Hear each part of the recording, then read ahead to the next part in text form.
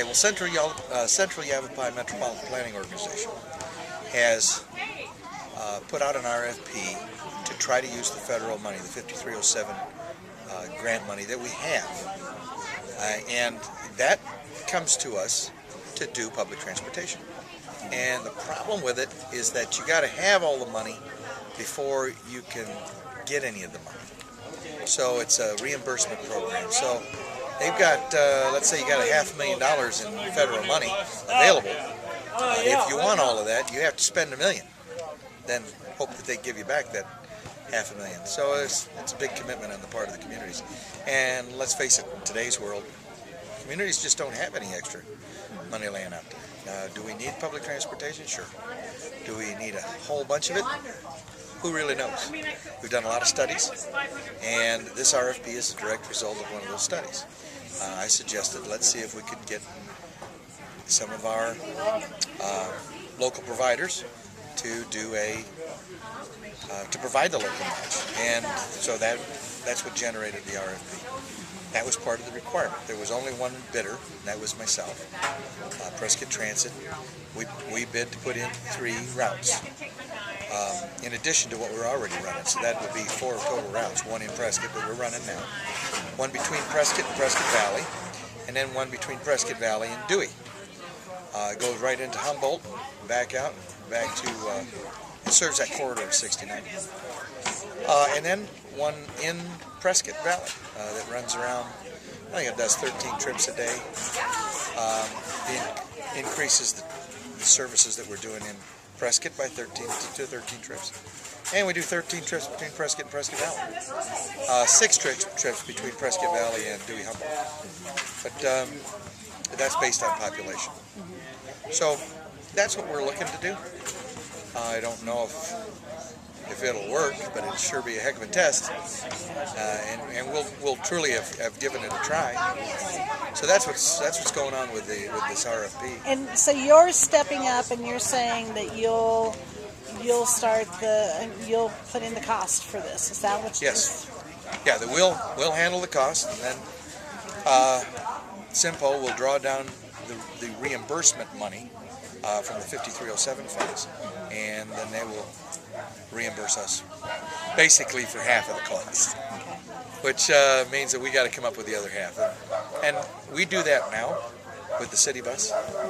We provide the whole cost, but since we're already doing that, that gives us a qualifiable local match portion.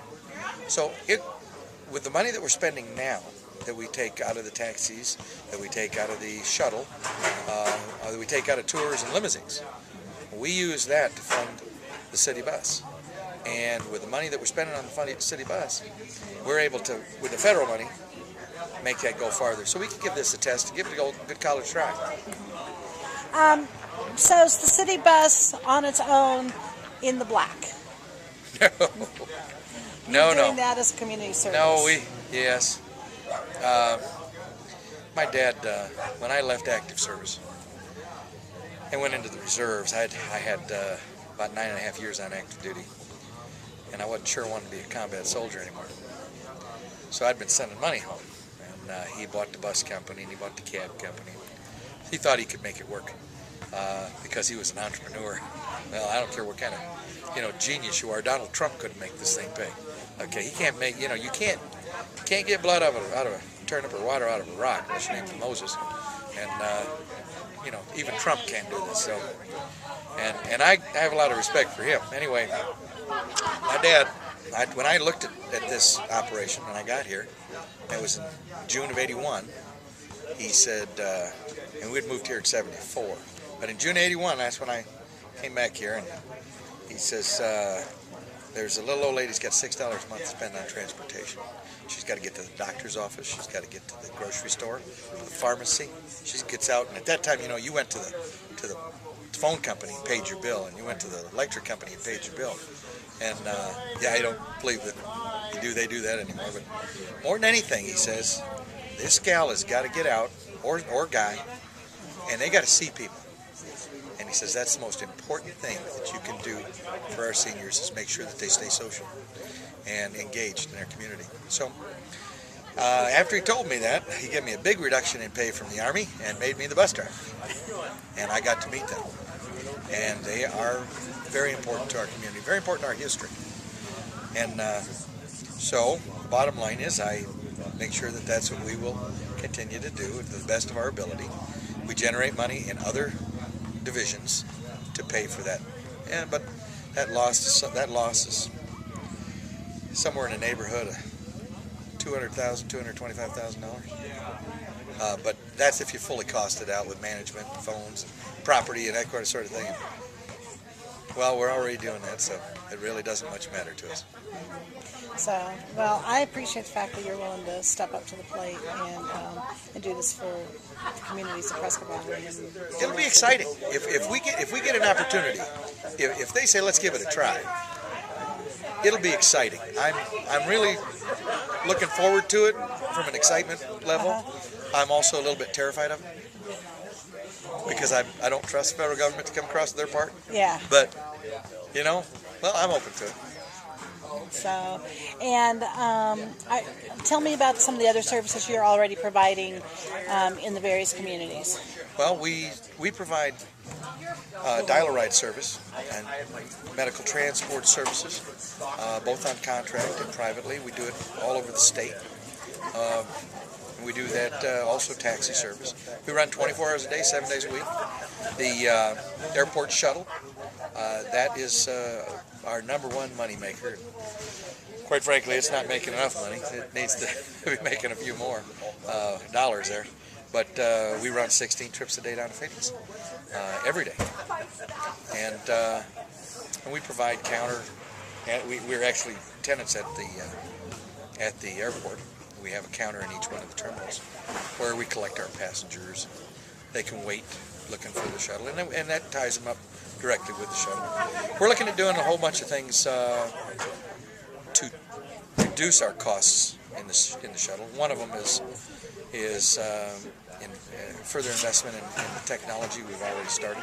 For example, we've got a phone system that'll handle 177 simultaneous calls, and it does it all by itself because it's a computer, and so it's an auto attendant.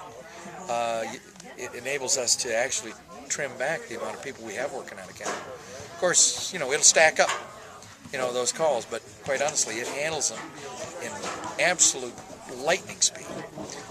We are able to expand that service to include the vans and make it so that the customer, and that's what we're looking towards doing, make the customer be able to actually get in touch with his or her driver on a one-to-one basis. Where are you? I'm here, that kind of thing.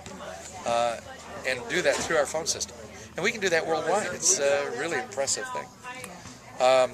The automated reservation system is second to none. We are going green with propane because we're able to reduce our costs. We've converted 2 vehicles. We haven't been 100% successful, but we've learned a few things, and we've got a new conversion, a new system that we're putting online within the next 20 days. So that'll be kind of exciting too. Just see if we can truly make that happen. That will reduce our costs enough that we probably can maintain our pricing through the as fuel costs escalate, and which we expect it to do. We expect fuel costs by June to go to $5, and that ain't gonna be good for anybody. But then we always do tours and charters. We'll take you to a cruise, or we'll take you down to Knott's Berry Farm. We'll take you to a ball game. We have limousines, of course, do the same thing. Going to concerts is kind of a lot of fun. I did that for my birthday. I hadn't been to a lot of concerts, but I went to see Sting on my 56th birthday. And we went by limousine to Vegas, and we got the tickets in the rooms, and it was just, really was a nice trip. And it wasn't bad either, wasn't unreasonable. So we do that. Gosh, there isn't a whole lot of stuff we don't do. Of course, the city bus that runs 5 days a week, 8 hours a day, every day, which we intend to make run 13 hours a day. So that'll be kind of neat.